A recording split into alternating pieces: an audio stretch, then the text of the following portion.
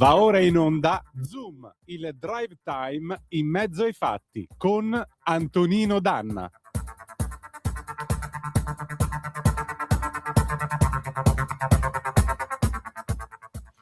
Buonasera Antonino, a te la linea. Grazie a te Natalia, siamo in ritardo stasera, amiche e amici miei, ma non dall'avventura, ben trovati. Questa è la puntata numero 1146 di Zoom, il drive time in mezzo ai fatti, qui sulle magiche onde di Radio Libertà. Io sono Antonino Danna e naturalmente, come sempre, cara Natalia, buon lavoro e ben trovati tutti. Vi ricordo, date il sangue, in ospedale serve sempre. Salverete vite umane, chi salva una vita umana salva il mondo intero, secondo appello radiolibertà.net. Fesso chi non lo legge perché vi perdete un bellissimo giornale online dove ci sono i Liberamente, il direttore Giovanni Sallusti, gli Autodafè di Giulio Cainarca, la rassegna stampa di Semivarin, videopillole e molto altro ancora. Vi dico anche un'altra cosa, mi raccomando, seguite i nuovi appuntamenti della radio alle 13 e alle 18, abbiamo con gli amici del sussidiario.net il TG all'1 e alle 18 la borsa.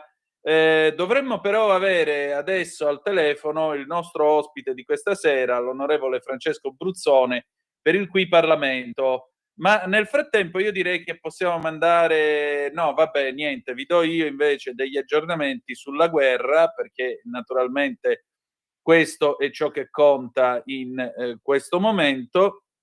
La giornata di oggi ha visto due fatti essenziali. Il primo era dal 1982 che un sottomarino non affondava durante la guerra, non affondava una nave da guerra, cioè non succedeva dai tempi delle isole Falkland, quando il battello britannico Conqueror classe Churchill affondò il General Belgrano, il incrociatore che era l'ammiraglia della Marina Militare Argentina.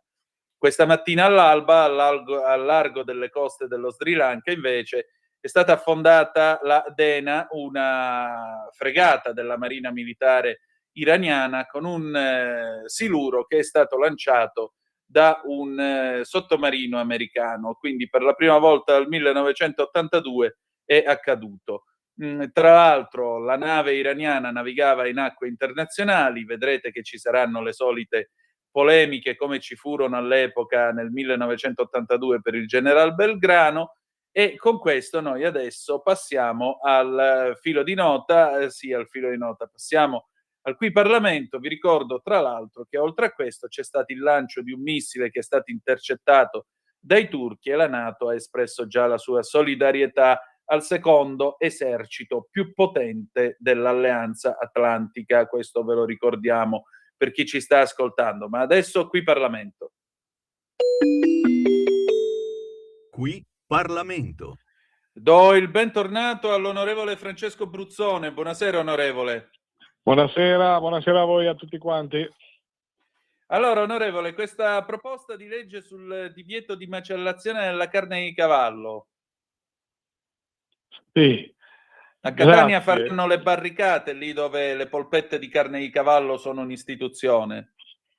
Sì, guardi, allora, intanto le proposte di legge sono 3. Io sono stato nominato relatore in commissione, quindi dovrò gestire un po' l'andamento anche della discussione di queste 3 proposte di legge, una di AVS, l'altra dei 5 Stelle, l'altra da sola dell'onorevole Brambilla, fare un po' la corsa, no? Questi 3 soggetti politici, a chi fa di più l'estremista animalista, ma va bene, ci sta anche quello, ci mancherebbe altro.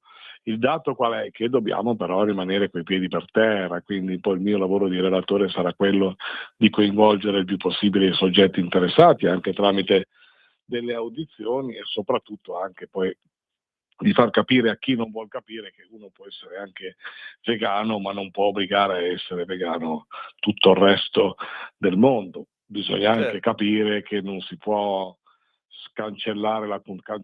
sopprimere la cultura di tante aree importanti del nostro paese, che è la cultura del Palio di Siena, piuttosto che tutte le altre manifestazioni. Gli animali vanno trattati bene, il benessere animale è una cosa importante, ognuno può affezionarsi all'animale che vuole, quindi io capisco benissimo anche l'aspetto dell'affezione e dell'animale da affezione. Uno si può appassionare a un cavallo, un coniglio, a un maiale, una pecora, una vacca, quello che vuole, però nel momento in cui io sono proprietario di quell'animale, ne sono affezionato, l'ho fatto come ritengo opportuno, ma non si può generalizzare e quindi andare a cancellare queste cose. Guarda, io sono stato tempestato anche da telefonate da dei medici addirittura, no? Così che un po' a titolo personale, ma non solo personale, mi segnalavano il fatto che loro usano prescrivere, insomma indicare in determinati casi il consumo di carne di cavallo su problemi di anemia, cose così. Io non sono medico e quindi non me ne capisco.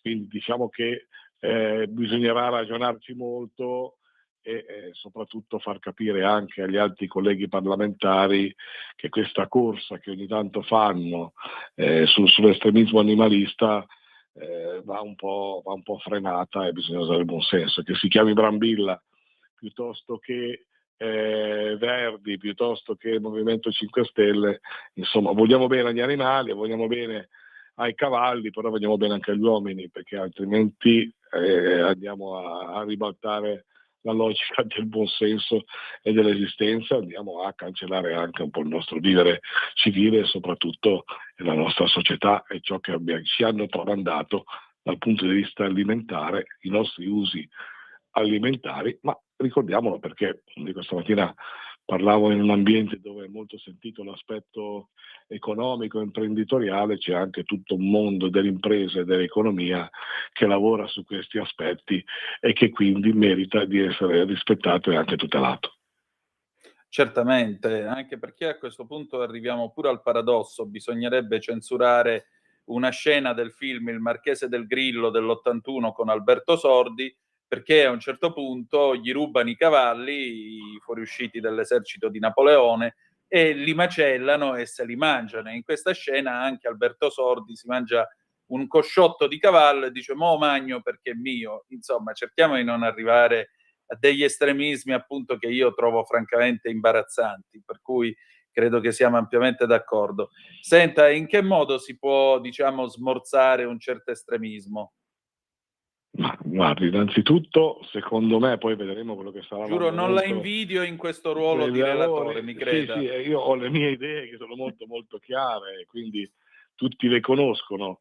La prima cosa è quella di dare voce a tutti all'interno della Commissione Agricoltura della Camera, quindi faremo le audizioni da tutti i soggetti, quelli che hanno il sentimento più forte nei confronti di questi animali, perché stiamo parlando di cavalli ma in realtà è sugli equidi, quindi ci sono i cavalli, ci sono gli asini, ci sono i muli, ci sono i somali, tutta quella roba lì, ecco, tanto per capirci, e daremo voce a chi sentimentalmente è più vicino, è più sensibile a questi aspetti, ma anche a tutto il resto. Dopodiché poi saranno i soggetti politici che andranno a decidere in commissione. Io penso che questa sia la strada giusta, perché è giusto affrontare il problema piuttosto che magari fare una cosa veloce, arrivare in aula e proporre il non passaggio agli articoli, quindi bocciare direttamente la legge. Vediamo cosa succede. Sappiamo che certamente queste cose, per quanto mi riguarda, a titolo personale, ma non solo, non passeranno mai. Cioè, possono stare tranquilli a Siena, piuttosto oggi mi hanno cercato anche dall'Umbria, chi usa fare manifestazioni corrette, senza maltrattare i cavalli, gli animali, di tipo culturale, potrà continuare a farlo, così come gli altri che fanno. Ecco, non possiamo fermare le corse dei cavalli, non possiamo impedire ciò che da secoli facciamo. C'è un calo in Italia negli ultimi anni del consumo di carne in generale, ma soprattutto anche in questo caso di carne di cavallo. Se sono scelte spontanee della gente, per l'amor del cielo ci mancherebbe altro, ma obblighi e divieti in questo settore io non sono convinto, non ne andrei proprio a mettere, quindi lavorerò anche in quella direzione. Molto bene, allora onorevole, io la ringrazio del suo tempo, le auguro buon lavoro, con molta pazienza, già lo so, ma al piacere di risentirci presto. Grazie, buona serata a tutti. Di nuovo, buonasera. Adesso andiamo in pausa e dopo la pubblicità Lucio Dalla, Mary Louise 1980 e poi Conto Corrente con Antonio Zennaro. A tra poco. Qui Parlamento. Stai ascoltando Radio Libertà, la tua voce libera, senza filtri né censure, la tua radio.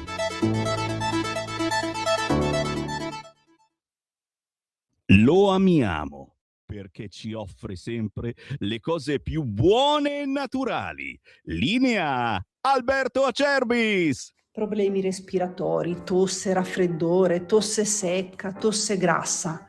Abbiamo il prodotto che ti può aiutare. Bronco Free, la soluzione bevibile alla bava di lumaca, timo, verbena, altea, papavero e marrubio.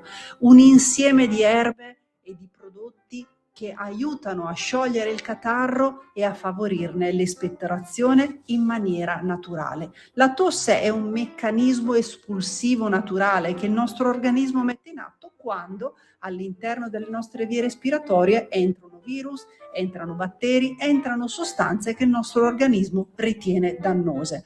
Come fare per calmare la tosse? Bisogna sciogliere il catarro e favorirne l'espettorazione attraverso un mucolitico naturale. La bava di lumaca, infatti, attraverso gli enzimi litici in essa contenuti, aiuta a sciogliere appunto il catarro e aiuta la sua espulsione. Abbiamo un'offerta straordinaria per voi stamattina. Se dite ascolto Radio Libertà e chiamate lo 030 68 40 408, 3 flaconi di Bronco Free a 59 euro, e se dite ascolto Radio Libertà voi non pagate le spese di trasporto e in più avete uno splendido omaggio. Chiamate adesso 030 68 40 408.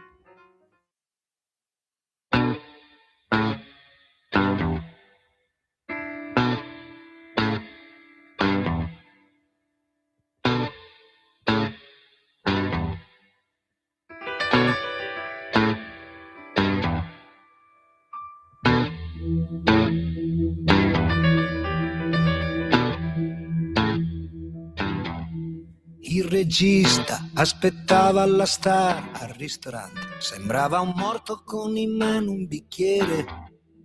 Oh.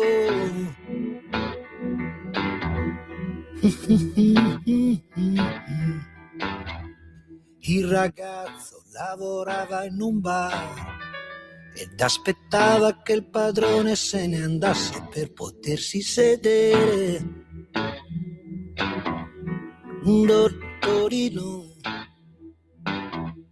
Il dentista aspettava il sabato con la moglie e 3 figli, era già pronto per il mare.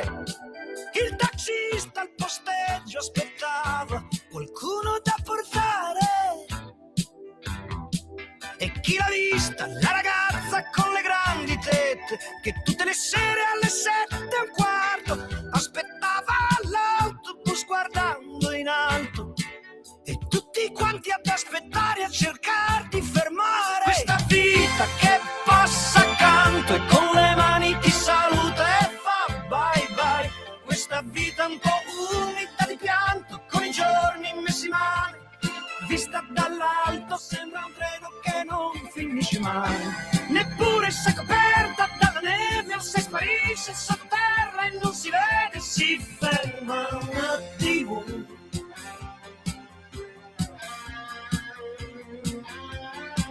Il regista, il ragazzo, il dentista, il taxista, la ragazza, la star, scaraventati in mezzo al traffico.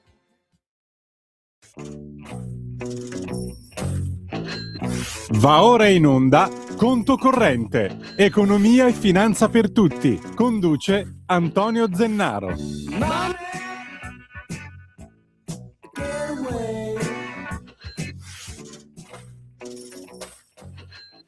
Buonasera, a voi la linea. Grazie Natalia. E allora, caro Antonio, bentornato. Che si dice questa sera? Tonino, buonasera, ben risentiti a tutti gli amici di Radio Libertà.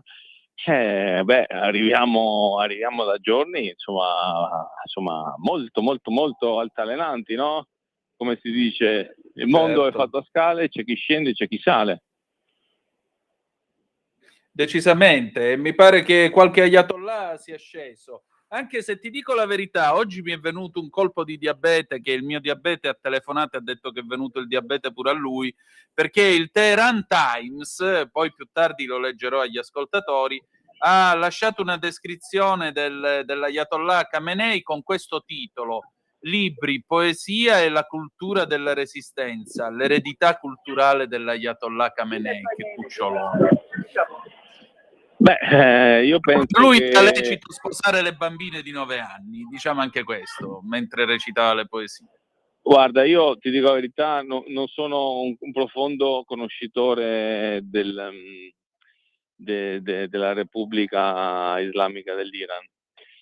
Mi sono occupato quando ero in Parlamento di alcuni temi legati soprattutto all'intelligence, e diciamo che mi sembra che ci sia una buona rappresentazione in Italia un po' edulcorata del regime, cioè come fosse un regime buono, no? Tutti gli americani, gli israeliani cattivi, insomma una situazione di un sistema, no? Buono, no? Sì, esatto. Partiamo, diciamo che è una comunque teocrazia, no? Partiamo dalle basi, no? La base è che è una teocrazia, quindi significa che se tu non rispetti, no, i dettami, è un mix, no? È un po' come c'era lo Stato Pontificio, cioè lui è una figura, questo Ayatollah sia Papa ma al tempo stesso anche Capo di Stato, no? Quindi tutto insieme, quindi non è che c'è una divisione, no? Tra Stato e religione. Detto questo, insomma, no, tutti si sono scordati che hanno ammazzato 40.000 ragazzi solo qualche settimana fa, no? Cioè è comunque una delle dittature più repressive cioè, insomma, degli ultimi decenni. Quindi io so che sta roba non frega niente a nessuno, capito come, no? Però mi sembra anche plasticamente chiaro che gli esuli iraniani abbiano no, si vede come vogliono difendere la verità, no? Che vanno addirittura anche rischiando veramente, no? Nelle piazze a dire guardate che cacchio difendete questo regime, no? E plasticano come quando ci sono stati i venezuelani che sono andati a criticare Maduro, insomma mi sembra proprio plasticamente che la rappresentazione che avviene sui social, sui media di questo buonismo degli ayatollah, cioè poi non so, ci fanno una testa così, no, sul ruolo della donna, che è tutto giusto, tutto quello che volete, e poi là se non prendi il chador, le botte in testa che prendevano le ragazze, no, venivano rinchiuse, insomma le botte, insomma, ma a me sembra che ci sono 2 pesi 2 misure, lo dico da uno che non è insomma fortissimo sui diritti civili come, no, dottrina, però mi sembra il buon senso, Antonino, no? Cioè nel senso che sì. Alla fine questi si stavano dotando dell'arma nucleare, sono il principale paese che finanzia le entità terroristiche in gran parte del Corno d'Africa, del Medio Oriente, e poi scopriremo pure, secondo me, anche in Occidente alla fine della fiera, perché io anche non so quante associazioni para Ayatollah ci siano anche in Italia, in Europa, lo scopriremo, io sono convinto bene. Magari finanziano anche delle realtà di estrema sinistra, cioè c'è un giro di soldi secondo me molto più ampio di quello che poi anche secondo me. E quindi non si poteva permettere comunque che questa si dotassero fondamentalmente dell'arma nucleare. Cioè, a quel punto, cioè, ma lo fa capire anche la sottovalutazione, Antonino, tecnica, lo dico io. Cioè, ma diciamoci la verità, ma attaccare Dubai, quelli che è fondamentalmente Dubai, è una città turistica, no? Cioè militarmente, quell'operazione che hanno fatto, no? Però sai, attaccano per attaccare l'economia mondiale, ma che cazzo, ma hanno mandato, scusate la parola, hanno mandato i missili alla gente che sta in hotel, ma vi rendete conto che è un crimine di guerra questo?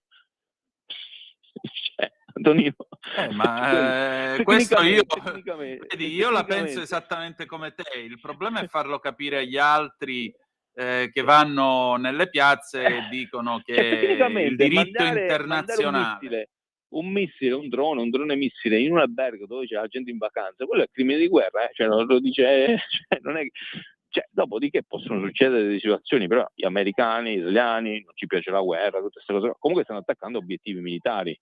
Ragazzi, quelli mandano così i missili a gente in hotel, cioè, perché devono colpire l'economia, anche le stesse petroliere, no? Lì, ma se uno sta là con la petroliera, uno che lavora là, che fa il marinaio, no? Gli arriva il missile e muore, scusate, ma mica stava in guerra, no? O sbaglio? Però a un certo punto bisogna anche reagire, non è che si può subire passivamente il No, è bullo che di mi sembra turno. sì, ma sì, perché ormai in Europa non si può più dire un po' le cose come stanno, perché se no ti subisci tutto questo politicamente corretto che devono, no, sul modello spagnolo, no, che però la verità è che il mondo, cioè libertà e democrazie si devono difendere, perché non ti regala niente nessuno. E quindi se non ti difendi ti si mangiano. Allora, Trump ha fatto, secondo me, oltre al tema nucleare, c'è anche il tema di rompere, questa è più un'analisi economica, l'80% del petrolio venezuelano andava alla Cina, il 70% del petrolio iraniano andava alla Cina, e tutti diranno, quindi l'hanno fatto per una questione economica. Sì, molto probabilmente sì, ma come sta distruggendo il complesso industriale occidentale la Cina? Fondamentalmente agendo sul lato dei prezzi, producendo a 50% di sconto, facendo dumping nei confronti dei prodotti occidentali. Questa è la strategia, mica manda i missili i cinesi, ti mandano le cose allo sconto del 50% e ti distruggono l'economia. E questa non è guerra ibrida? Esatto. Scusate, se perdi il lavoro e ti devastano l'economia, non è guerra questa? Chiamarla in un altro modo. È solo che ormai pur di attaccare sempre l'altra area politica, allora va tutto va bene, no? Questo è un po' il discorso. Detto questo, non è che io sono un militarista e certo quando le guerre non piacciono a nessuno, i missili e cose, no? Quindi è pericolosa questa. Sì, è pericolosa questa iniziativa che hanno preso, perché comunque può innescare tutta una serie di controazioni del mondo sciita. Può aumentare il rischio di terrorismo? Sì, è oggettivo, perché possono attivare tutta una serie di cellule che sono magari dormienti anche in Europa. Sì, è vero, però molto probabilmente le cellule dormienti non dovranno proprio entrare in Europa, no? Sì. Quindi c'è un tema, no? C'è un tema anche di tanti imam che parlano, che comunque predicano l'odio, tanti, basta andare su TikTok, non è che mi devo inventare niente, ci sono comunque TikTok in cui comunque anche ragazzi, non so se sono imam, c'è tutta una strategia nell'odio di gente che vive qua contro comunque la società occidentale. Basta andare su TikTok, che non è che mi sto inventando. TikTok da chi è gestita? Ok, quindi Antonino, cioè, quindi effettivamente cinesi, c'è un'azione destabilizzante nei confronti dell'Occidente che va avanti da anni. Con Trump, la dottrina Trump può piacere, non può piacere, ad esempio io in Europa, io so che questa dottrina Trump è anche psicologicamente difficile da comprendere, ok? Io lo capisco perché siamo comunque abituati con una modalità soft su tutti gli approcci, no? Sì. Abbiamo pesi, contrappesi completamente diversi rispetto agli Stati Uniti, però lui aveva un programma. Il programma è America First. Punto, vanno avanti su quello, loro non gli frega niente di andare a... no, cioè l'Iran è nel nostro interesse, no, si attacca.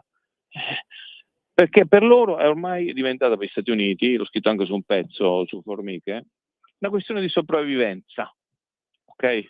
Cioè loro ritengono che l'azione di Cina più tutti i nemici dell'America sia volta a destabilizzare e a distruggere gli Stati Uniti d'America. Quindi questa per loro è una partita della vita, come è una partita della vita anche per Israele ovviamente, no? Perché se l'Iran si dotava del nucleare è finita pure per gli israeliani in Medio Oriente, no? Quindi dopodiché la benzina sale, sì, è un problema per l'economia, sì, è un problema, Antonino, effettivamente per noi che siamo importatori netti di energia, sì, Però anche lì, se ci fossimo dotati del nucleare, che non abbiamo voluto adottare, sarebbe stato meno un problema. O sbaglio? Direi. Ci abbiamo fatto delle scelte, capito? Ripeto, abbiamo fatto delle scelte folli in passato, adesso la sentiremo di più. Cioè, ma poi essere dipendenti. Allora noi siamo passati dalla dipendenza dal gas della Russia e ci può stare un ragionamento, ok? Secondo me non so se sia stata la scelta migliore, forse comprare un po' di gas russo, ma non è modo di dire, sei filo russo, no, però forse no, tenere un canale aperto. E vabbè, però è una scelta, no? Sei in alleanza, quindi l'alleanza decide atlantica che no, si chiude i rubinetti. Siamo passati per una dipendenza dal Qatar. Infatti. Antonino. Infatti. E mo quindi quindi rischio, no? Quando tu hai meno fornitori, no? Come quando. Poi c'è un altro tema. Se quelli hanno delle cellule in Libia ci tirano i droni. Che facciamo? No, ma sai che cosa Pazze, pensavo io? Diamo i fiorellini. No, Antonino, diamo i fiorellini. Decisamente non fate l'amore, no, non fate la guerra, fate l'amore. Sì, però capisci, no? Che allora dovremmo fare degli investimenti adesso anche importanti sul discorso di dotarci di tutto, cioè dovremmo fare investimenti per difenderci anche sul tema dei droni che ci potrebbero attaccare. No, tu con 10.000 euro di drone, ok, iraniano, anche meno, puoi distruggere un'infrastruttura che vale miliardi di euro, puoi mettere a rischio? Cioè quelli hanno comunque fatto fuori Aramco, gran parte delle raffinerie con quel drone. Vero. Cioè, è vero. È una roba. Poi metti che dall'Iran non riesce ad arrivare qua, no? Come hanno detto, ma se quelli hanno delle cellule o anche collaborano con delle cellule terroristiche, capito, in Libia? Sì, anche in Libia noi abbiamo fatto il disimpegno, no? Perché no? Dovevamo fare il disimpegno, perché non si può fare un'azione, no? Quindi siamo a rischio. È inutile che siamo qua tanto, perché il mondo, le democrazie comunque non piacciono, questa è la verità. Quindi tu le devi difendere, e si difende anche con i militari.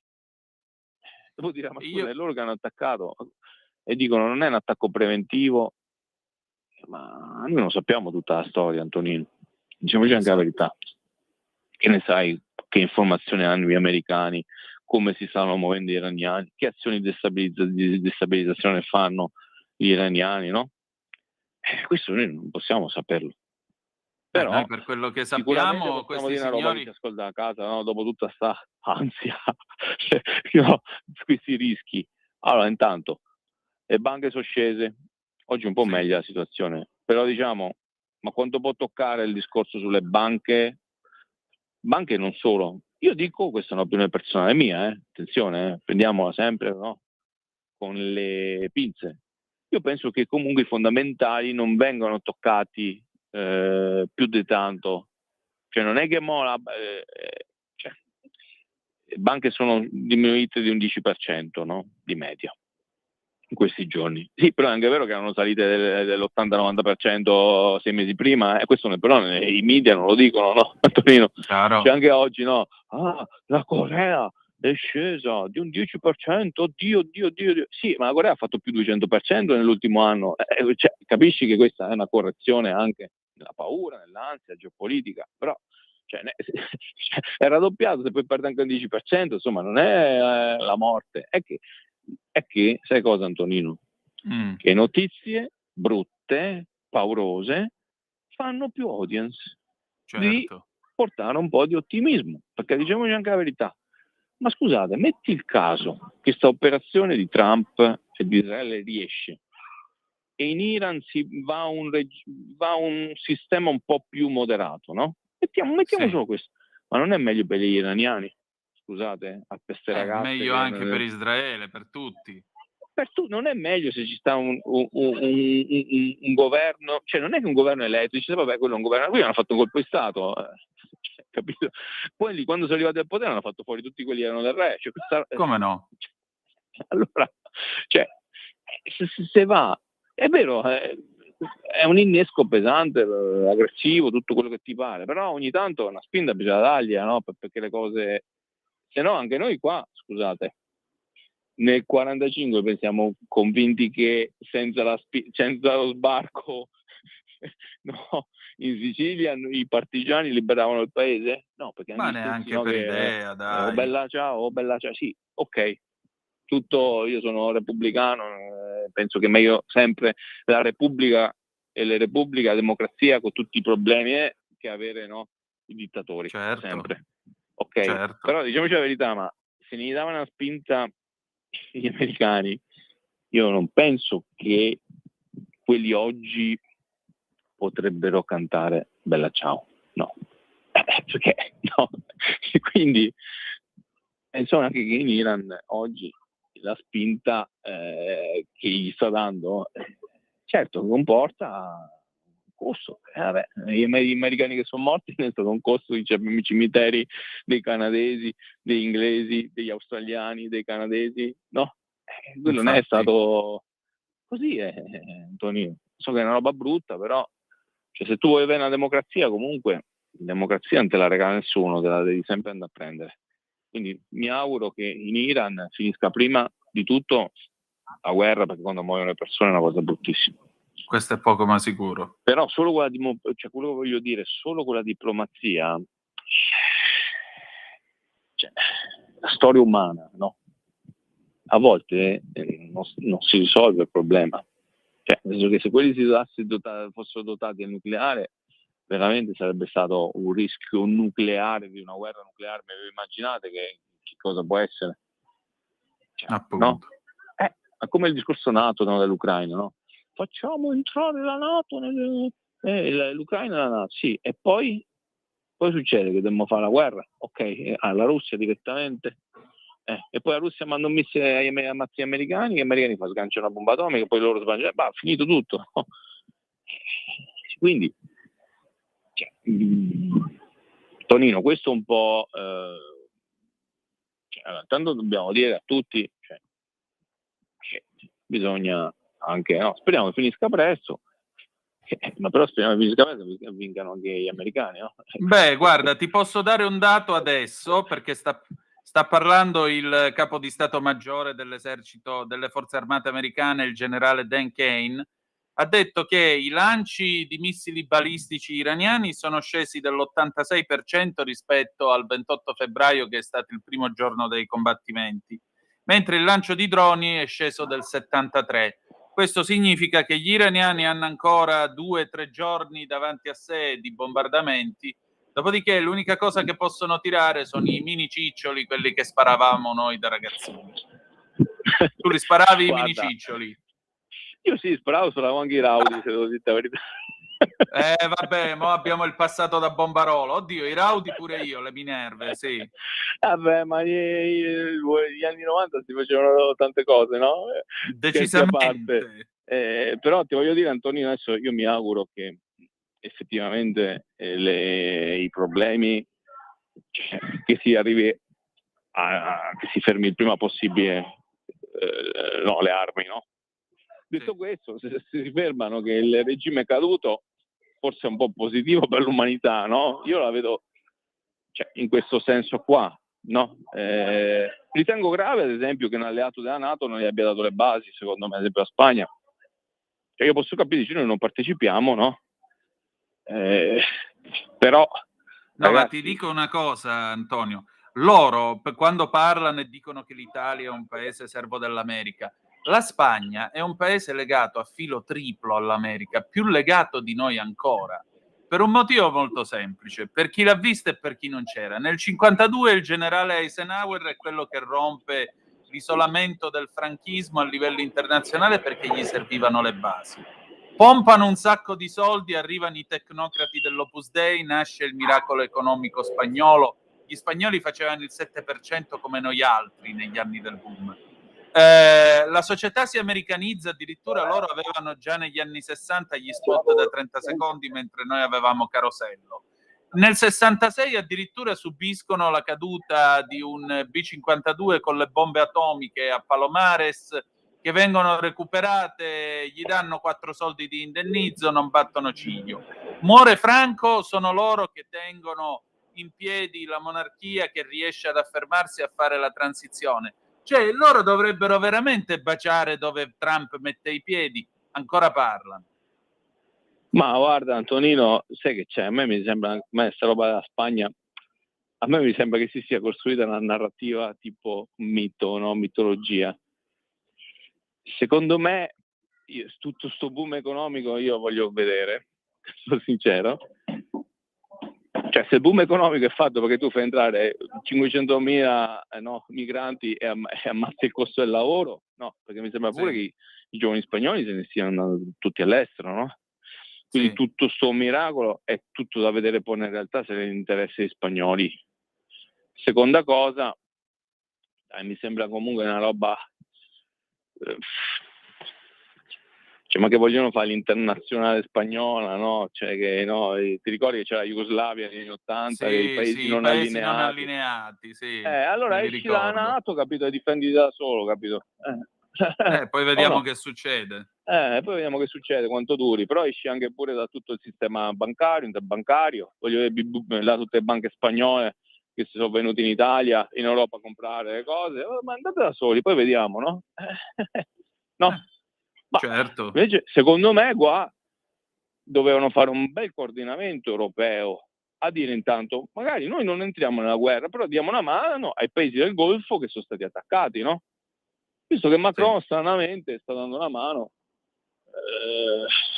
cioè perché alla fine, cioè guardate che questi sono veramente aggrediti, ma che hanno fatto questi? Cioè che ha fatto Dubai, Abu Dhabi, cioè quelli mica erano in guerra con l'Iran, scusate, cioè, nel senso che, cioè, ma perché gli devono distruggere tutti gli hotel? No, so che adesso in Europa c'è l'odio verso chi sta a Dubai, dicono fa bella vita, no? Cioè, cioè, dopo anche su quello, no? Il ministro, no? È stato Crosetto. Ma scusate, ma se quello stava in vacanza, non so dove stava per i fatti suoi, succede nel frattempo una guerra che non andiamo a riprendere il ministro, cioè, o sbaglio? Mi sembra che siamo diventati tutti matti, no? Cioè qua. Ma sì, ma guarda, qua mentre le cose sono serie fanno le sceneggiate. No, poi magari c'hai, non so, no, l'ente parco di qualsiasi cosa e c'ha 10 auto blu, ma di che stiamo parlando, ragazzi? Cioè veramente qua, no? Si sono rovesciate le cose, no? Sì. Cioè, no, perché va bene, va a inseguire un certo, capito che la politica deve, però manco, cioè, se quello è il ministro entra in guerra, scoppia una guerra, che lo lasciamo là, ma dai ragazzi, cioè, ma veramente, no? Ma che stiamo... Cioè, poi secondo me, queste sono opinioni mie, lui ha voluto pagare, ma che paghi, capito com'è? Anzi, il governo doveva riportare anche la famiglia, secondo me. Lo so che sta roba non piace alla gente, no? No, però, Tonino, cioè, un paese serio si vede anche su questa roba qua, cioè, secondo me. Cioè, tu c'hai il ministro della difesa, capito com'è, che in zona, diciamo, ma lo doveva sapere che attaccavano. Ma ragazzi, allora, scusate, se uno sapeva che attaccavano, cioè veramente allora investiva e faceva come i trader, guadagnava i miliardi d'euro, no? Ma è normale che quelli fanno un'operazione, non lo dicono a nessuno, non è vero, secondo me non è stato avvertito nessuno. Esatto. Questo è il discorso. Esattamente. No. Ma sì, perché ormai, ecco, ormai Antonino mi sembra che ci sia una situazione del genere. Allora, un mese fa tutti esperti di Venezuela, no? 2 settimane fa esperti, no, che tema ci stava, no? Un altro tema. Adesso sono tutti esperti di Medio Oriente, di Iran. Dopo, no, 4 anni, cioè, qua andiamo per mode, no? Sì, Palestina, no? Prima c'era la Palestina, no? 6 mesi fa tutti esperti di Palestina.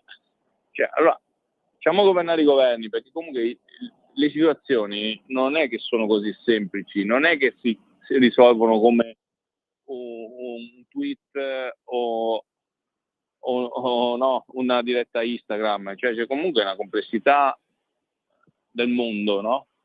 Certo. E lasciamola sta complessità, cerchiamo magari un po' di andarci a fare una passeggiata invece sta sui social a offendere le persone, no?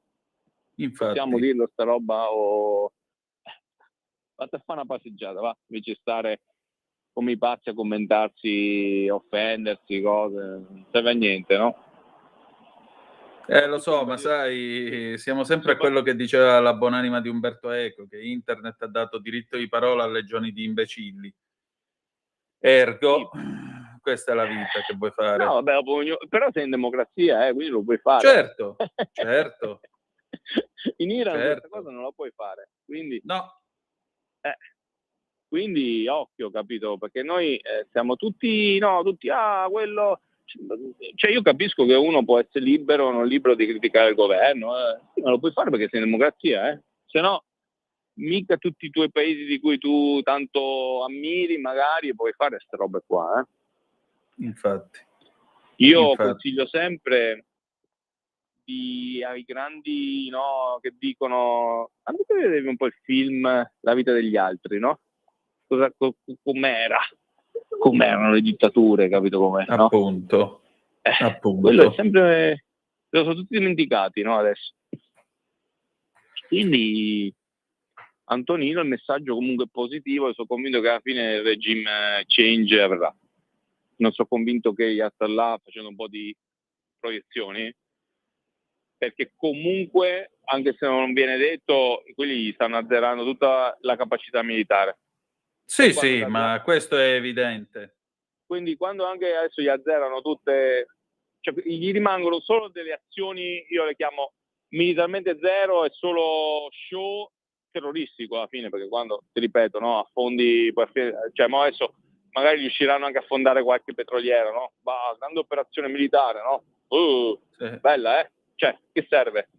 È disperazione militarmente parlando. Quindi, infatti, Antonino, penso che poi alla fine, se questi hanno iniziato sta cosa, riusciranno a portarla a casa, anche se leggi tutti i giornali mainstream, il pantano di Trump, tutta una negatività. Auguriamoci. Sì, ma lasciaglielo fare, figurati.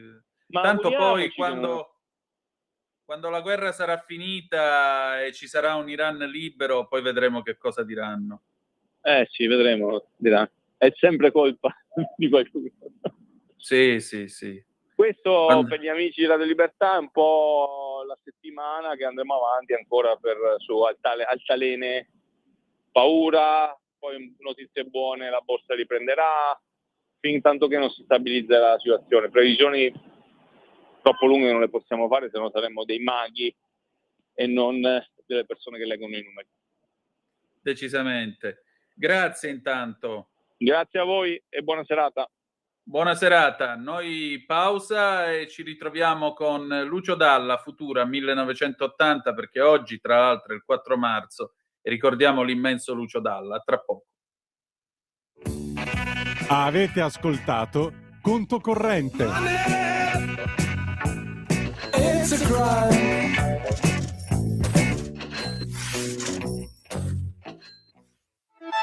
Stai ascoltando Radio Libertà, la tua voce libera, senza filtri né censure, la tua radio.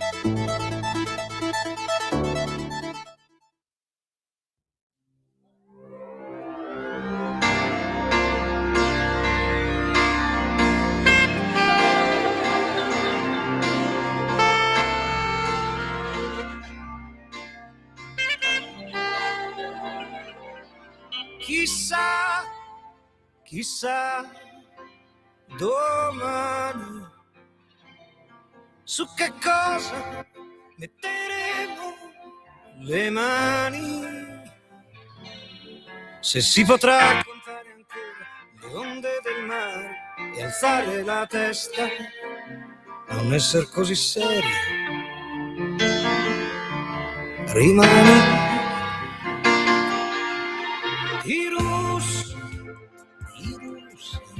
Gli americani,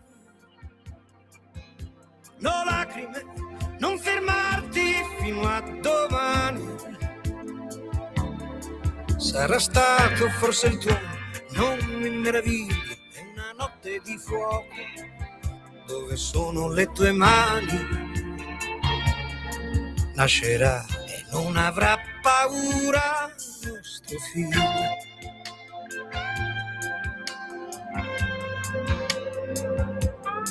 E chissà come sarà lui domani, su quali strade camminerà, cosa avrà nelle sue mani,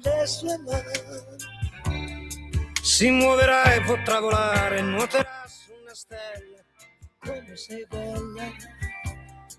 E se una femmina si chiamerà Futura,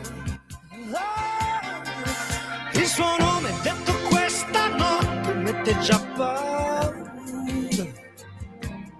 Sarà diversa, bella come una stella, sarai tu miniatura. Ma non fermarti, voglio ancora baciarti. Chiudi i tuoi occhi, non voltarti indietro. Qui tutto il mondo sembra fatto di vetro e sta cadendo a pezzi come un vecchio presepe. Di più, muoviti più in fretta, di più, benedetta, più su, nel silenzio tra le nuvole, più su, che si arriva la luna, sì la luna, ma non è bella come te questa luna, è una sottana americana, allora su, mettendoci di fianco più su, guida tu che sono stanco più su, in mezzo ai razzi un batticuore più su, son sicuro che c'è il sole, ma che sole, è un cappello di ghiaccio questo sole, è una catena di ferro senza amore, amore, amore.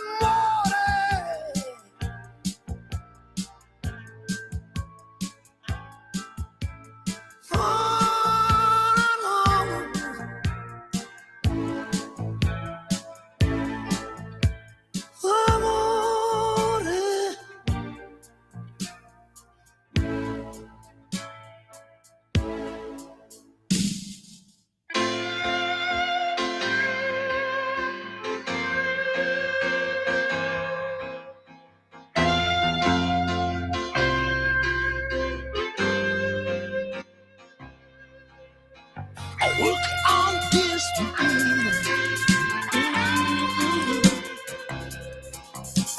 lento, lento, adesso batte più lento. Ciao, come stai? Il tuo cuore lo sento, i tuoi occhi così belli non li ho visti mai. Ma adesso non voltarti, voglio ancora guardarti, non girare la testa.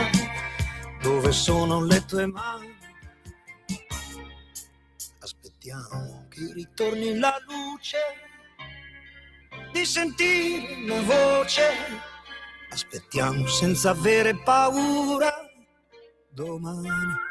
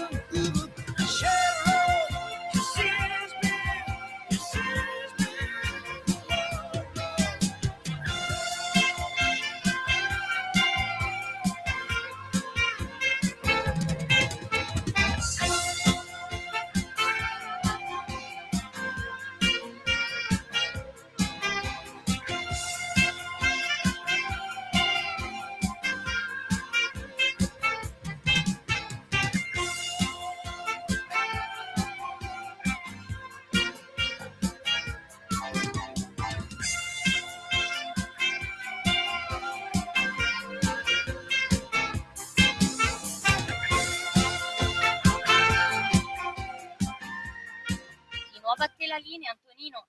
Grazie Natalia, questa era Futura di Lucio Dalla del 1980 e se una femmina si chiamerà Futura. E l'augurio è che presto in tanti a Teheran possano dire che se una femmina si chiamerà Futura. Noi adesso andiamo a fare il punto della situazione con la dottoressa Liora Hendelman-Bavor, che è Senior Research Fellow ed ex direttrice del Centro Alliance per gli studi iraniani presso l'Università di Tel Aviv, una delle più quotate esperte dei rapporti Iran-Israele. Oggi pomeriggio io ho avuto il piacere di dialogare con lei. La nostra è un'intervista in inglese alle 19, 10 minuti e 13 secondi sulle magiche onde di Radio Libertà qui a Zoom con voi, Antonino Danna. E allora facciamo così, adesso Natalia fa partire il filmato e ad ogni domanda e risposta poi io vi leggerò la traduzione in italiano. Vai pure Natalia, grazie. My guest this evening is Dr. Liora Hendelman-Bavur, Senior Research Fellow and ex-Director of Alliance Center for Iranian Studies on Tel Aviv University, and she's a really competent and really able voice which can explain us the strategic relationships between Iran and Israel. First of all, thanks a lot and thanks for your time. We know we are in a kind of jeopardy because an alarm may sound in every time, so we don't have problems to go on and to stop the taping. First of all, I'd like to ask you the first question. Is the theocratic regime going to fall or is going to survive, in your opinion? To understand what is happening this week, you have to understand what was already happening before the first bomb fell. This regime has been dying a slow death for years. A collapsed currency, youth unemployment above 40%, according to some estimations. 3 major waves of protests since 2019. The clerical establishment survived all of them through sheer brutality. The IRGC and the Basij were willing to shoot their own people in the streets without hesitation. But you can imprison a protest. You cannot imprison a generation that has stopped believing in you. The legitimacy deficit was already irreversible before this war even began. So what the US-Israeli operation has done is accelerate a collapse that was already in motion. And we know that Khamenei is dead, the spiritual leader. The command structure has been decapitated. The nuclear program has been struck, but nobody thought the regime will disappear overnight. Yeah. It was obvious. This is not similar case to what we saw, for example, in Syria with the fall of the Assad regime. The Revolutionary Guard still have weapons, and there are hardliners who will fight in Iran, possibly for months. Institutions have inertia, even when their legitimacy is gone. But there is what I believe the question still on the table. And this question in the past, as it is now, was never whether the system would fall. The question was always when and how. What we are watching this week is that question being answered. It will be faster and more violently than almost anyone predicted. Oh, and this is going to happen also if... Ecco, allora, io naturalmente ho presentato la dottoressa Liora Hendelman-Bavur, che è appunto Senior Research Fellow, ex direttrice del Centro Alliance per gli studi iraniani presso l'Università di Tel Aviv. Ho detto anche che la ringraziavo perché, tra l'altro, noi abbiamo cominciato la nostra registrazione con questa premessa. Non sappiamo se possano arrivare delle sirene, degli attacchi, e quindi a quel punto avremmo dovuto interrompere. Innanzitutto vorrei porle la prima domanda. Secondo lei il regime teocratico cadrà o sopravviverà? Questa è la risposta. Per capire che cosa sta succedendo questa settimana bisogna capire che cosa stava già succedendo prima che cadesse la prima bomba. Questo regime sta morendo lentamente da anni, il regime iraniano. Una valuta crollata, una disoccupazione giovanile superiore al 40% secondo alcune stime, 3 grandi ondate di proteste dal 2019. L'establishment clericale è sopravvissuto a queste ondate con assoluta brutalità. I Pasdaran e i Basij erano disposti a sparare al loro stesso popolo senza esitazione. ma puoi imprigionare una protesta, non puoi imprigionare una generazione che ha smesso di credere in te. E credo che questa sia proprio il punto di questa conversazione stasera. Il deficit di legittimità era già irreversibile prima ancora che questa guerra iniziasse. Quindi ciò che l'operazione USA Israele ha fatto è accelerare un collasso che era già in atto. Sappiamo che Khamenei, il leader spirituale, la guida suprema, è morto. La struttura di comando è stata decapitata, il programma nucleare bloccato, ma nessuno pensava che il regime sarebbe scomparso dall'oggi al domani. Era ovvio non si trattasse di un caso simile a quello che abbiamo visto ad esempio in Siria con la caduta del regime di Assad. Le guardie rivoluzionarie hanno ancora armi e ci sono estremisti che combatteranno in Iraq, forse per mesi. Le istituzioni hanno un'inerzia anche quando la loro legittimità è perduta. Ma c'è una questione che credo sia ancora aperta, e questa questione, in passato come oggi, non è mai stata se il sistema sarebbe crollato. La questione era sempre quando e come il regime sarebbe crollato. Ciò che stiamo assistendo questa settimana è la risposta alla domanda: sarà un crollo più rapido e violento di quanto quasi tutti avessero previsto? Vai pure, Natalia. Tonight the National Council of the Expert elected Mojtaba Khamenei as the new spiritual leader, in your opinion? By the way, I've read on top of WikiLeaks an American cable from 2008 where Mojtaba was described as a really ignorant cleric. He's not so strong, he's not so prepared from a clerical point of view, but it's really expert and has good links with the Pasdarans and with the Basiji. So we are going to confront with the Southwest wing of the Iranian regime. And in this case, should the regime survive, this could be viewed as a defeat for Israel and the United States.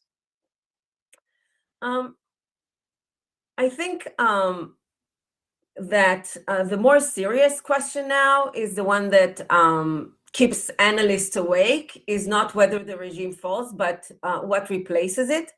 And that is a far more dangerous and complicated problem than the war itself. I believe that both the United States and Israel, at least officially, when they set out the initial objectives of this operation, was not necessarily the first thing was to replace or the regime change, but to eliminate direct threats against Israel and against the entire region first. And I believe that, at least from what we see so far, they have managed to eliminate some of these threats, and they are working to eliminate it further. The future of the Islamic Republic will have to be decided, hopefully, by the Iranian people and not by foreign governments. So I don't think that even if and when it will happen, the US and Israel will consider themselves the leading force in that respect. Oh, I see. Ecco, a questo punto io ho chiesto alla dottoressa Handelman, ok, ma il crollo del regime avverrà anche se stasera l'Assemblea Nazionale degli Esperti, lo sapete, questi 88 religiosi esperti di legge islamica, dovesse eleggere Mojtaba Khamenei come il nuovo leader spirituale, secondo lei? Mojtaba Khamenei è il secondo figlio di Ali Khamenei, il prediletto, è dato in predicato di prendere il posto del padre Ali. E ho detto, a proposito, ho letto su Wikileaks un cablogramma americano del 2008 in cui Mojtaba veniva descritto come un chierico, come un religioso davvero ignorante. Non è così preparato dal punto di vista religioso, ma è un esperto che ha buoni legami con i Pasdaran e i Basiji. Quindi ci ritroveremo ad affrontare l'ala più dura del regime iraniano. In questo caso sopravviverà? E se sopravviverà, se il regime dovesse sopravvivere, questa sarebbe una sconfitta per Israele e gli Stati Uniti? Risposta: penso che la domanda più seria ora, quella che tiene svegli gli analisti la notte, non sia se il regime cadrà, ma che cosa lo sostituirà. E questo è un problema molto più pericoloso e complicato della guerra stessa. Credo che sia gli Stati Uniti che Israele, almeno ufficialmente, quando hanno definito gli obiettivi iniziali di questa operazione, non intendessero necessariamente sostituire o cambiare regime, ma eliminare innanzitutto le minacce dirette contro Israele e l'intera regione. Credo che almeno da quanto abbiamo visto finora siamo riusciti a eliminare alcune di queste minacce e stiamo lavorando per eliminarle ulteriormente. Il futuro della Repubblica Islamica dovrà essere deciso, si spera, dal popolo iraniano e non da governi stranieri. Quindi non credo che, anche se e quando ciò accadrà, gli Stati Uniti e Israele si considereranno la forza trainante in questo senso. Vai pure, Natalia. Look, what about the states in the Persian Gulf? Are they going to establish a coalition in order to topple down the Iranian theocracy, in your opinion? As of this moment in time, this is unlikely, and the reasons are more complicated than they appear. On the one level, these states have every motive to want this regime gone. The motive is visceral, not abstract. In 2019, when Iran struck the Aramco facilities, it demonstrated something the Gulf states had always feared, that Iran's missiles arsenal and drone program could reach the heart of their economies at any moment. And this week it happened again. Qatar's gas facilities have been hit, Bahrain's naval base targeted, the US embassy in Riyadh struck, and other targets were also struck as well. These states are already in the war, not by choice, but because Iran has made the choice for them. So in one sense, the coalition already exists. It's just that nobody is formally signing the membership card.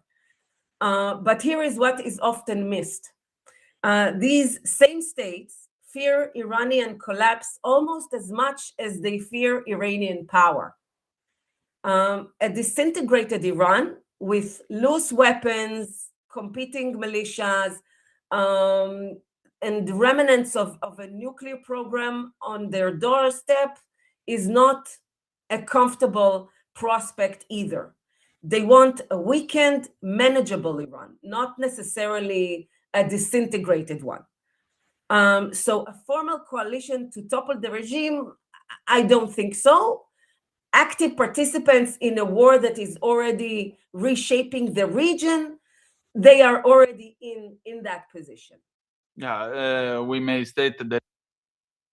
Ecco, a questo punto abbiamo parlato degli stati del Golfo. Senta, che dire degli stati del Golfo Persico? Creeranno una coalizione per rovesciare la teocrazia iraniana, secondo lei? Risposta: al momento ciò è improbabile. Le ragioni sono più complicate di quanto appaiano.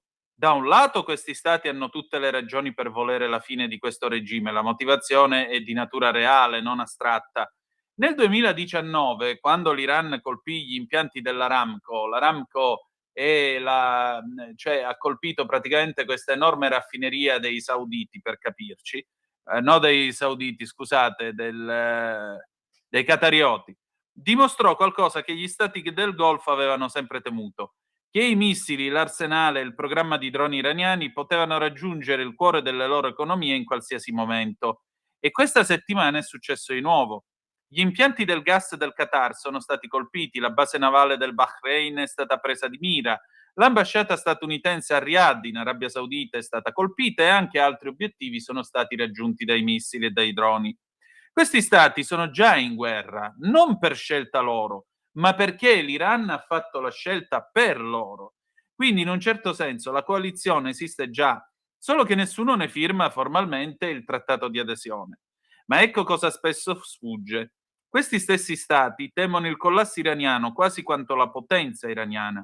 Un Iran disintegrato, con armi sparse, milizie in competizione tra loro, i resti di un programma nucleare alle porte, non è una prospettiva rassicurante. Vogliono un Iran indebolito e gestibile, non necessariamente disintegrato. Quindi una coalizione formale per rovesciare il regime non credo. Partecipanti attivi in una guerra che sta già rimodellando la regione, sono già in questa posizione. È una situazione di fatto, come vedete. Vai pure, Natalia. There is an objective coalition, not a formal coalition, but de facto coalition has been established. Look, you speak about weakened Iran, but still united Iran. So I ask you, Crown Prince Reza Pahlavi, he's a good friend of Israel, he's a good friend of Bibi's, but President Donald Trump doesn't seem really excited to have him as the new ruler, the new monarch in Tehran. And by the way, yesterday in the press conference with the German Chancellor Merz, he said, look, he's a really nice guy, but I believe there is the need of somebody from within Iran and not a guy from the United States, where he has been living since the end of the 1970s. So what do you think? Is it time for Javid Shah to see again the Shah in Iran, just like in the 1970s? So let's put the bell-bottom trousers again and let's go with them? Or do you believe Iran is going to be a lay republic with people electing another president, a new president, a democratic president, we hope? So let me be honest about something. 6 months ago, I would have described Reza Pahlavi as a symbol more than an operational political actor. A man with visibility, but no army, no territorial base, and uncertain support among young Iranians who have no memory of his father's reign, other than sheer nostalgia and perhaps even photos. Excuse me. Don't worry. My throat. A glass of water is always useful in these cases. Don't worry. Okay, so I'll just say again that until 6 months ago, it was only a symbol. 6 months ago, exactly. He wasn't seen, at least in my perspective, as an operational political actor. However, the January protests changed that assessment in a certain respect. When Iranians across Tehran, across Isfahan, and other major cities in Iran take to the streets chanting Javid Shah, long live the Shah, as you mentioned. Yeah. It's not diaspora Iranians in Los Angeles, but people risking their lives inside Iran. And this cannot be dismissed as nostalgia. That is a political signal. He's probably the most visible opposition figure. He has a transition plan, or on paper at least, and he has real relationship with the Trump administration. And that man is a man who believes this is his moment, maybe. But, and probably there is always but when it comes to Iran and the region. Here is what the same week also revealed. When 5 Kurdish opposition factions formed a unified alliance, Reza Pahlavi's response was to call them separatists, warn them of military confrontation, and declare Iran's territorial unity a red line that is non-negotiable. The more like the same centralized coercive politics of his father's dynasty is as reminiscence in these declarations. That exchange tells you something important.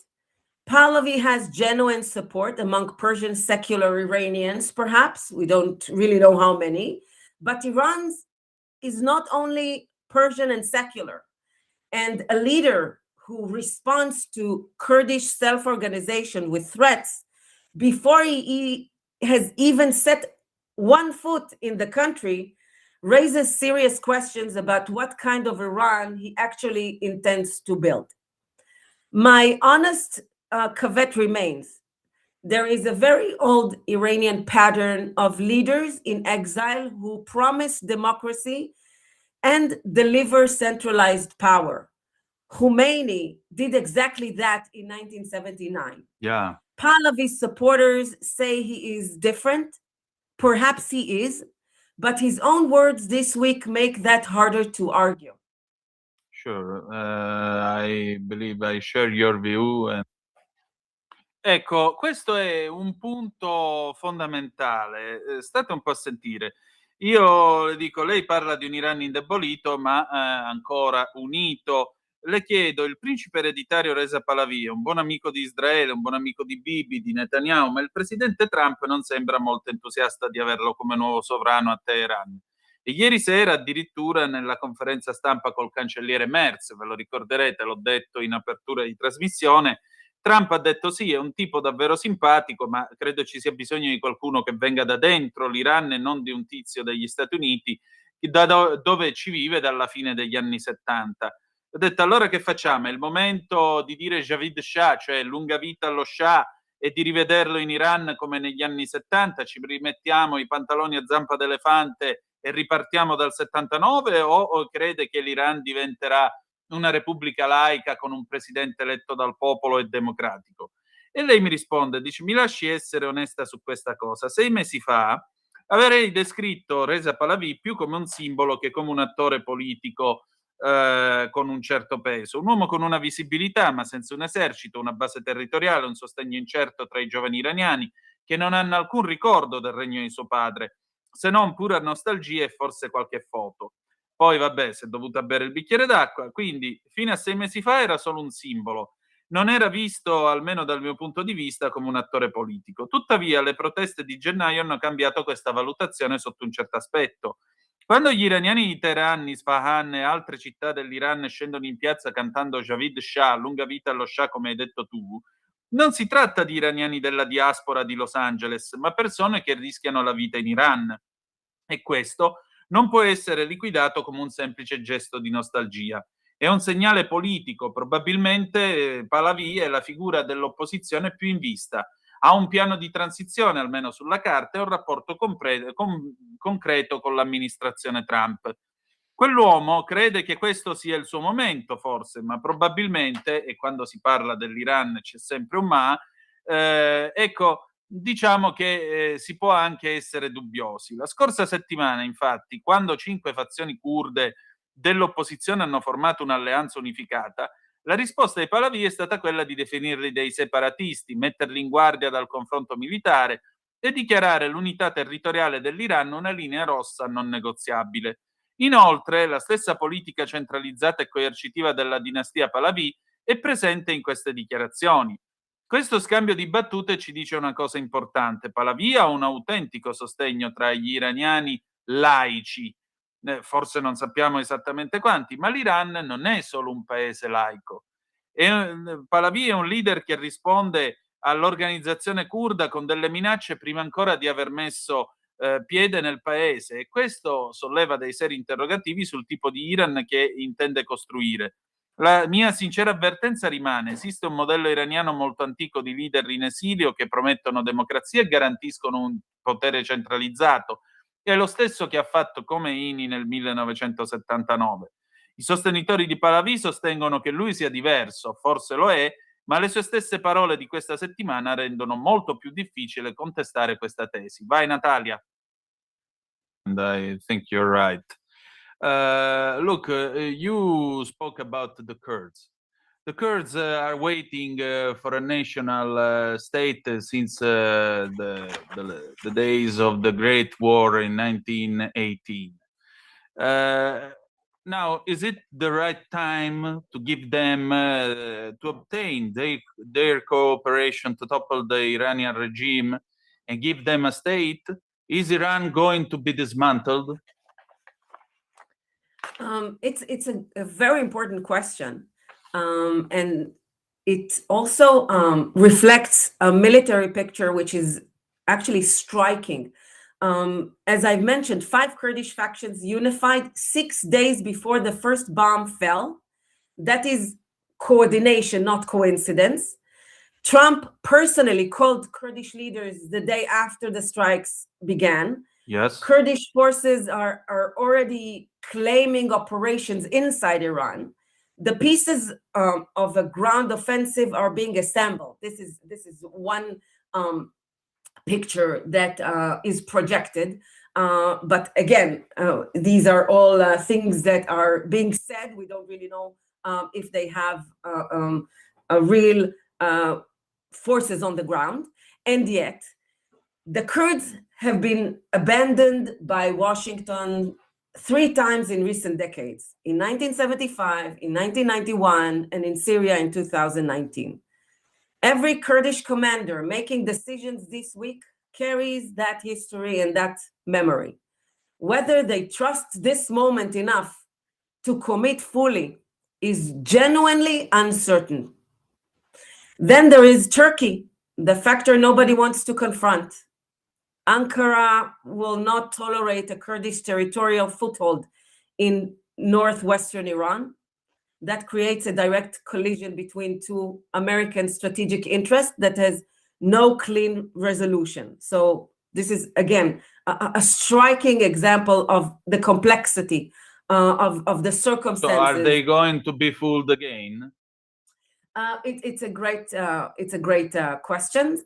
As for dismantling Iran entirely, I don't think that is a realistic or desirable, even for Israel. A fragmented Iran with loose nuclear materials is more dangerous than a weakened centralized state. What serious planners are discussing is a federal model, genuine autonomy for Kurds, Azeri, Baluchis within a new Iranian framework. And as I just noted, whether Pahlavi would accept that framework is, to put it mildly, an open question. Yeah, really open. Oh, a questo punto io ho detto, e qui c'è un altro tema importante, i curdi. Credo di poter condividere la sua opinione. Senta, lei ha parlato dei curdi che aspettano uno Stato nazionale fin dai tempi della Grande Guerra nel 1918.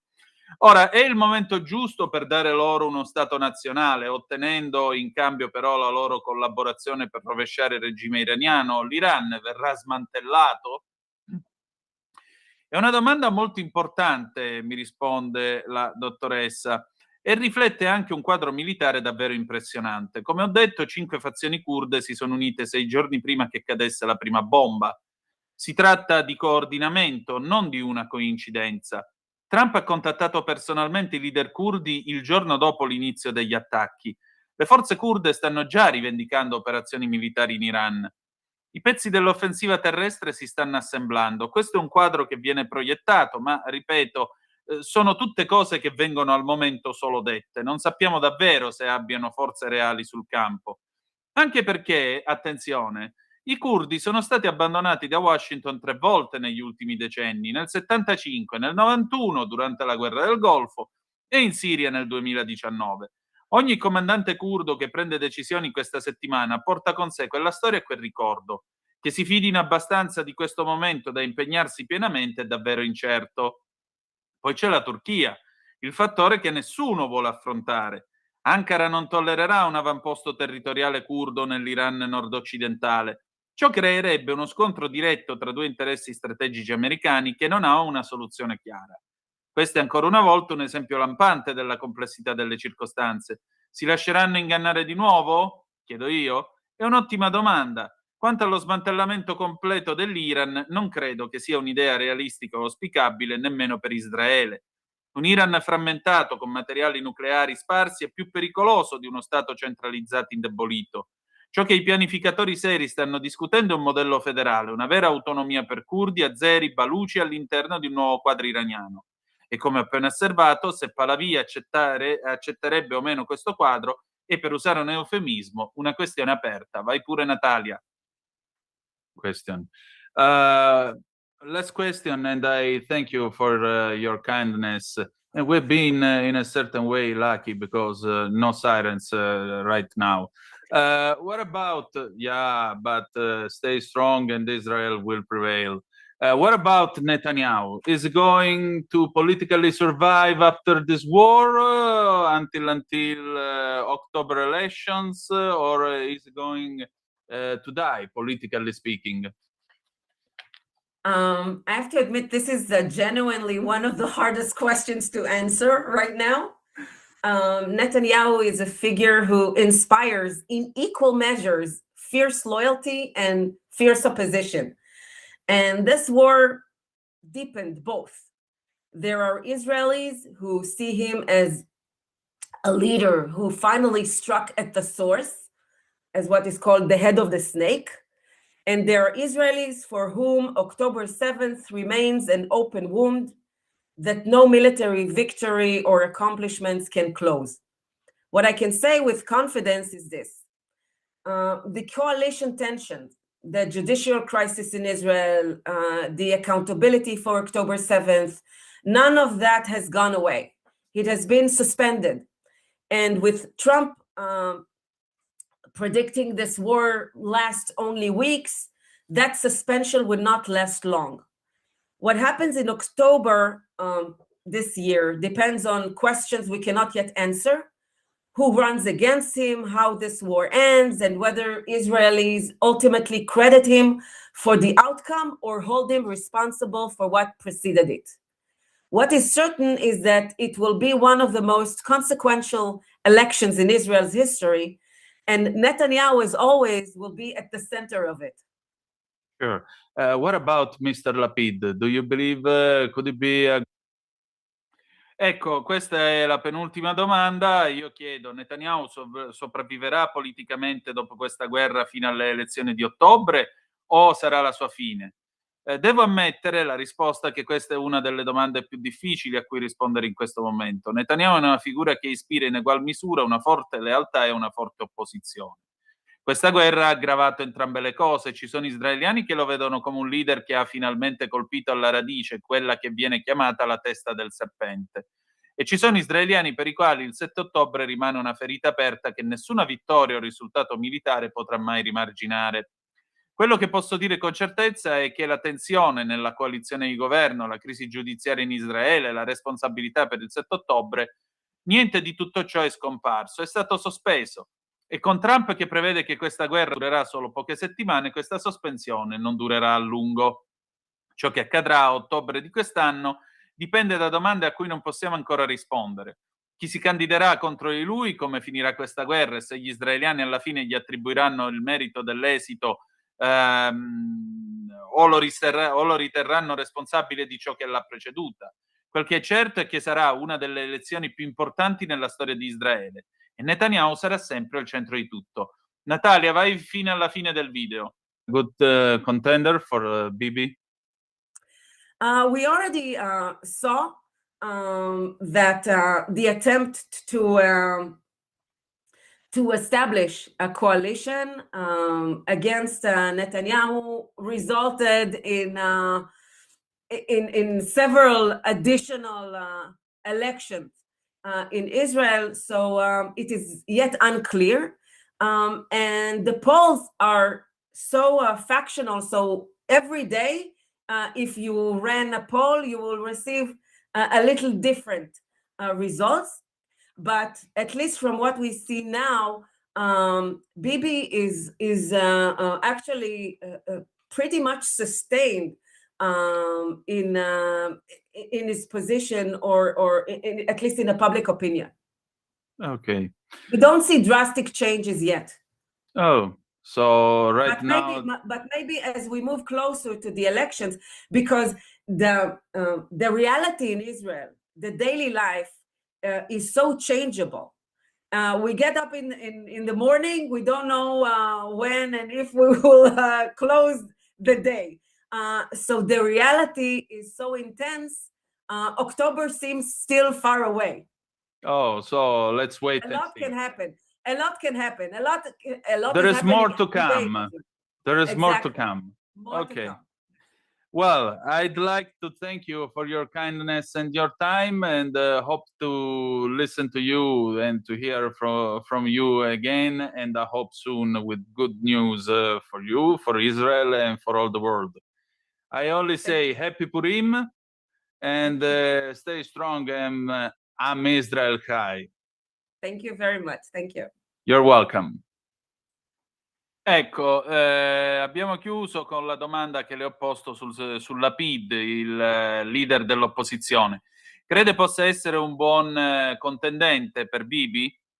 Risposta: abbiamo già visto che il tentativo di creare una coalizione contro Netanyahu ha portato a diverse elezioni aggiuntive in Israele, quindi non è ancora chiaro. I sondaggi sono così faziosi per cui ogni giorno, se si effettua un sondaggio, si ottengono risultati leggermente diversi. Ma almeno da quello che vediamo ora, Bibi Netanyahu è in realtà piuttosto saldo nella sua posizione, o almeno nell'opinione pubblica. Non vediamo ancora cambiamenti drastici, ma forse man mano che ci avviciniamo alle elezioni accadrà, perché la realtà in Israele, la vita quotidiana, è molto mutevole. Ci alziamo la mattina, non sappiamo quando e se concluderemo la giornata, per cui la realtà è così intensa. Ottobre sembra ancora lontano, per cui aspettiamo, può succedere di tutto, può succedere davvero di tutto. Le ho detto c'è dell'altro in arrivo, insomma. La ringrazio per la sua gentilezza e il suo tempo, spero di risentirla presto. Spero che ci siano anche buone notizie per voi, per Israele, per tutto il mondo. Auguro un buon Purim, che è il carnevale israeliano. Siate forti, Am Israel Kai, Israele vive. Grazie mille, prego, ho risposto io. Con questo noi concludiamo la nostra trasmissione. La canzone con cui ci salutiamo stasera è Caruso del 1986, cantata dall'immenso Lucio Dalla. Ultimi titoli delle agenzie, segnatamente l'ANSA: depistaggio Cucchi, la Cassazione assolve il colonnello Sabatino, missile dall'Iran verso la Turchia, gli USA affondano una nave iraniana al largo dello Sri Lanka, 80 morti. E poi ancora l'addio a Domenico sulle note del guerriero di Mengoni, la mamma non sarà dimenticato, presente anche in cattedrale la premier Meloni. Giù del 90% il traffico a Hormuz, portacontainer nel mirino. La mappa degli italiani nel Golfo, Farnesina, la task force ha gestito finora oltre 13.500 contatti. Sanchez e Starmer frenano sulla guerra, l'Iraq è stata una lezione. Nuovo vertice a Palazzo Chigi, domani Tajani e Crosetto in aula. L'allarme lanciato dagli 007, cresce il rischio terrorismo. Grazie ancora e ricordate che the best is yet to come, il meglio deve ancora venire. Vi ha parlato Antonino Danna, buonasera.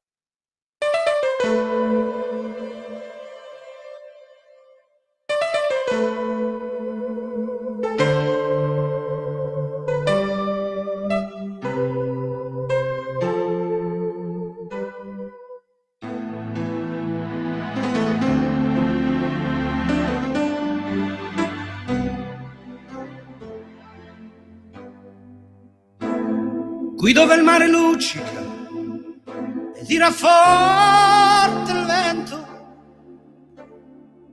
su una vecchia terrazza davanti al golfo di Sorrento, un uomo abbraccia una ragazza dopo che aveva pianto, poi si schierisce la voce e ricomincia il canto. Te voglio bene assai,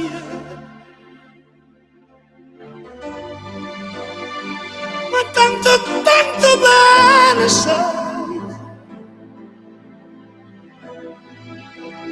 è una catena ormai, e scioglie il sangue dentro da una sai.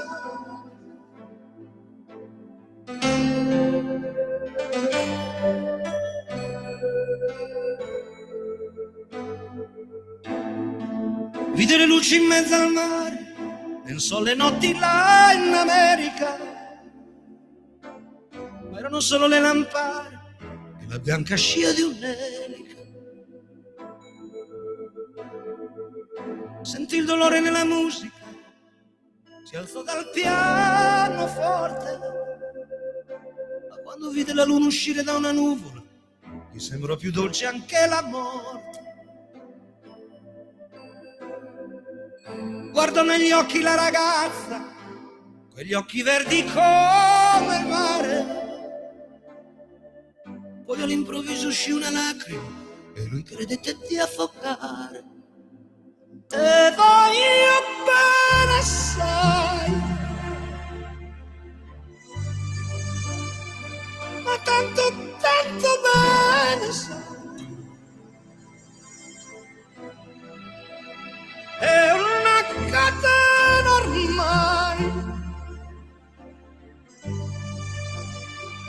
scioglie il sangue di Nevada.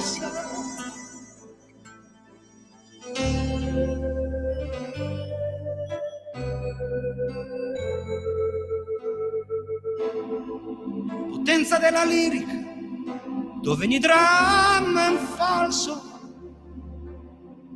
che con un po' di trucco e con la mimica puoi diventare un altro. Ma due occhi che ti guardano, così vicini e veri, ti fanno scordare le parole, confondono pensieri. Così diventa tutto piccolo, anche le notti là in America. Di volti vedi la tua vita come la scia di un nero. Ma sì, è la vita che finisce, ma lui non ci pensò poi tanto. Anzi si sentiva già felice e ricominciò il suo canto. Te voglio bene assai,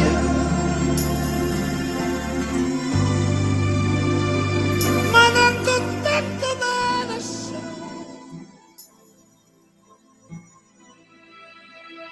È una catena ormai, e scioglie il sangue di Nevada, sai.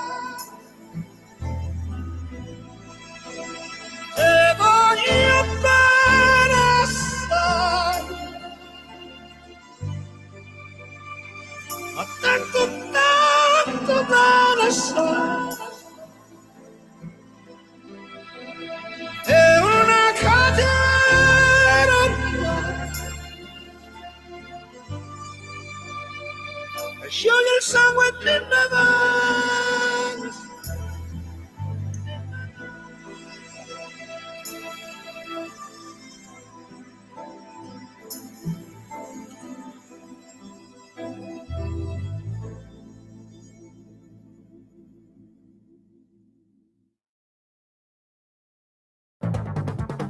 Avete ascoltato Zoom, il drive time in mezzo ai fatti.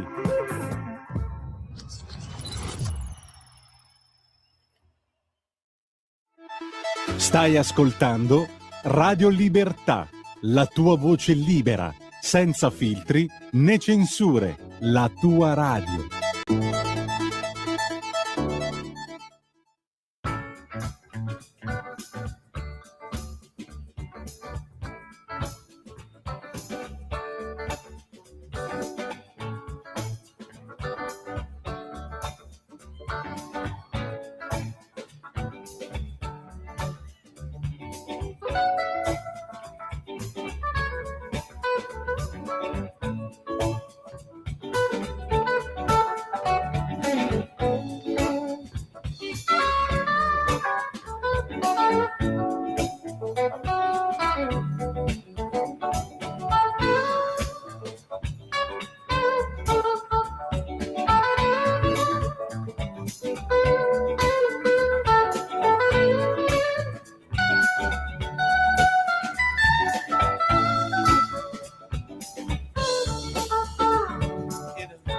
Other times I got space.